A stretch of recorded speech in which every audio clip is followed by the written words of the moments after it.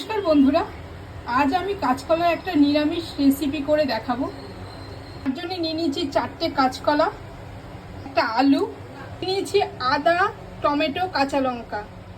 ফোড়নের জন্য নিয়ে নিয়েছি জিরে, তেজপাতা, শুকনো লঙ্কা, এলাচ, দারচিনি আর লবঙ্গ। গুঁড়ো মশলা নিয়েছি ধনের গুঁড়ো, জিরের গুঁড়ো, কাশ্মীরি লঙ্কার গুঁড়ো। নিয়েছি নুন, হলুদ, গরম মশলা গুঁড়ো, ঘি আর চিনি। রান্নাটা আমি করব সর্ষের তেল দিয়ে।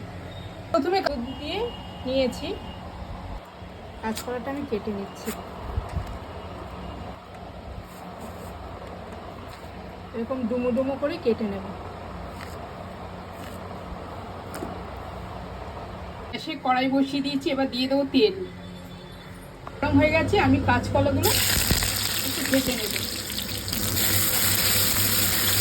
একটু হলুদ দিয়ে দিয়েছি। কলাগুলো ভাজা হয়ে গেছে, আমি তুলে নিচ্ছি। কাঁচকলাগুলো ভাজা হয়ে গেছে, কড়াইতে আর একটু তেল দিয়ে দিয়েছি। এবার ফোড়নটা আমি দিয়ে দেবো। ফোড়নটা ভাজা ভাজা হয়ে গেলে তুলে দিয়ে দেবো। ভাজা ভাজা করে নেব।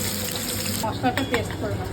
কাঁচা লঙ্কা, আদা আর টমেটো বাটা হয়ে গেছে। মশলাটা কষিয়ে নেব। মশলাটাকে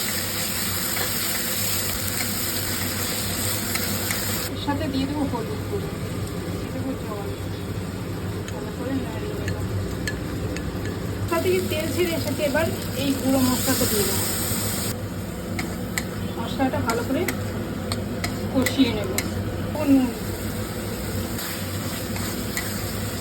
চিনি, তরকারিটা একটু মিষ্টি মিষ্টি হবে।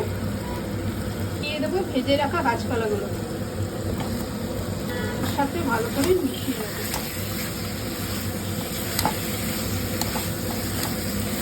মশলা কষানো হয়ে গেছে, এবার দিয়ে দেবো গরম জল।